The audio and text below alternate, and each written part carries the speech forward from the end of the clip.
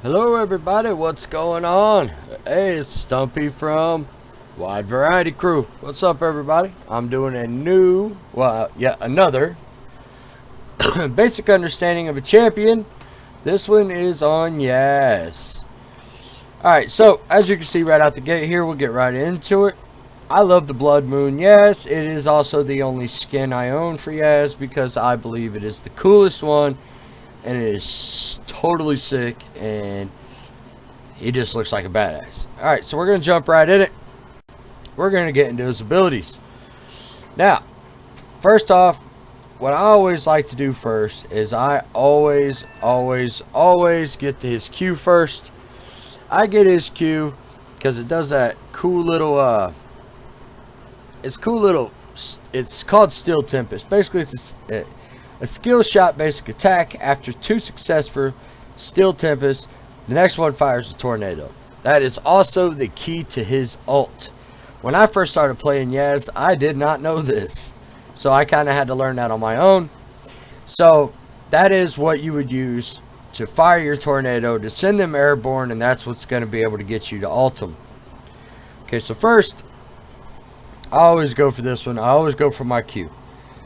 So next, I go for my E next. My E is the Sweeping Blade. It allows you to dive through a champion or minion. Now, you can only do one time. So basically, you could dive through a minion, and you could dive through the minion next to him and dive through the minion next to him, but you can't dive back through the same minion. So there's a cooldown for each minion after you do your Sweeping Blade. So basically, you could start at a minion, slice through him, slice through the champion, slice through the next minion, which helps you get away from him. So that's a good out. And it's also a good gap closing opportunity. Slice through a minion, slice through the champion. So it kind of helps close that gap some. If you use an EQ combo, you'll hit the E, then the Q, and you'll actually spin. You'll do a spin attack, which is super cool. And next, you got W, which is his wind wall. Wind wall basically creates a moving wall that blocks enemy projectiles. This blocks everything except for Lux's ult. Lux's ult can still shoot through that wind wall. So always remember that. It blocks a lot of things, most things, but it will not block Lux's laser beam. Be careful with that. Next you got his R, which is his last breath. After he sends a champion airborne, he moves to the unit, strikes it repeatedly with heavy damage, can only be cast to airborne targets. So it's super important. That's where that tornado, that's where your Q comes into play. You hit a couple minions, you get your tornado charged up, you'll get this cool little fire stuff looking around you. You launch your tornado, there'll be this big dotted line, you hit R, it'll jump to that target, and you'll be able to do your ulti. Alright, I'm going to do this pretty quick here. So next, we are going to go into, let's see here. Next, we're going to go in, I'm going to go ahead and we'll do his Masteries next. Alright, so next on his Masteries, here's what I like to do for him.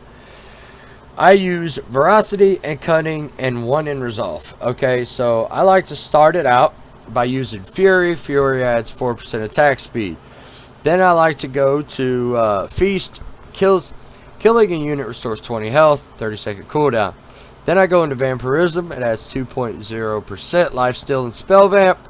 Then I like to go into Bounty Hunter, which deals 1% increased damage for each unique item the enemy champion you have killed. So basically, for every unique item the enemy target has that you're attacking, you gain 1% increased damage for each one of those items. Then I add 1 point into Battering Blows, which adds 1.4% armor penetration. And then I add 4 into Piercing Thoughts, which adds 5.6% magic penetration. And then I like to go down here for Warlord's Bloodlust. Moving or attacking will change. And Energized Attack. Energized Attack heals for 5 up from 5 to 40% of the total attacking damage, amplified by critical strikes, and grants 30% movement speed for 0.75 seconds. Then I like to go to Cunning. I get the Wanderer because it adds 3% movement speed outside of combat. Makes it really good when you're trying to get away or you're trying to get back to that team fight so you can be a good help to your team. Next, I like to go Assassin, which is it deals 2% increased damage to champions when no allied champions are nearby. Seems how Yaz is a good mid laner. He's usually by himself anyway. It's really good to have that extra 2% increased damage.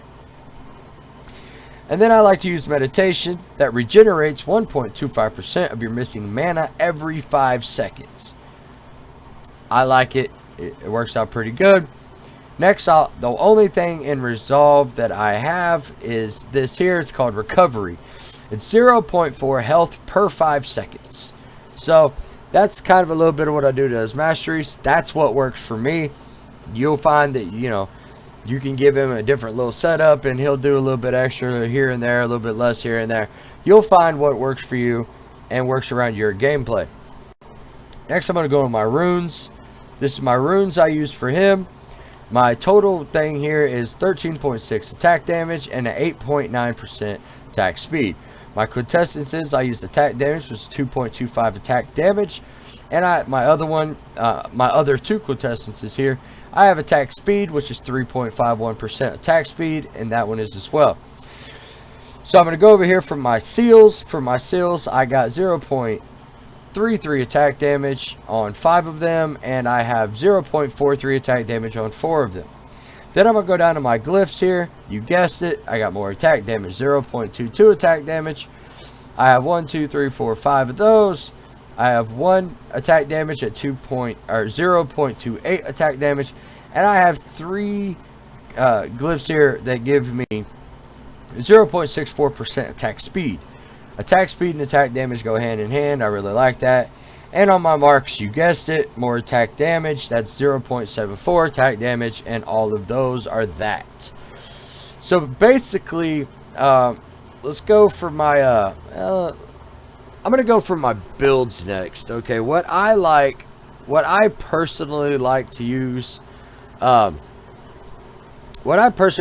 Yas, I will always start with, let's see, what do I get first? I go for my Bloodluster first, then I go for my Berserker Boots, then I go for, I'm trying to think out of memory here how I do it. So I go Bloodluster, Berserker Boots, Infinity Edge. I personally like the Static Shiv on him. It gives that extra clear, and it gives him that extra speed that makes him very dangerous. And then I like to either try for a Trinity Force for that extra armor and cooldown reduction. And then, you know, I just kind of, you know, you'll go in and out. You'll find what works for you. But that's usually what I go for. I go for Bloodluster, Static Shiv, Infinity Edge, Berserker Boots, and then probably a Guardian Angel. That's usually a pretty good system to what I have. It works pretty well for me. Like I said, Yas he's one of them characters that takes a little bit of getting used to, but once you get him mastered, he is a super strong champion, and he's super annoying when you're going against him, but you can also be super annoying being him. He like I said, he's super fun and super powerful. Late game, he is absolutely ridiculous. He has such a knack for just being a giant pain in the ass. So if you like playing a tune that gets under somebody's skin, that'll make them rage quit halfway through the game, or want to anyway, then Yas is definitely your character for you. Like I said, he's very strong. He's still very fun to play. He does take a little bit of getting used to, but once you get the hang of him, the sky is the limit. You can climb really quickly with him as far as your, getting your mastery. I played him, and I think I got level 5 mastery in a day. I quit playing him. I like to bounce around a lot, so I'm only at level 5 with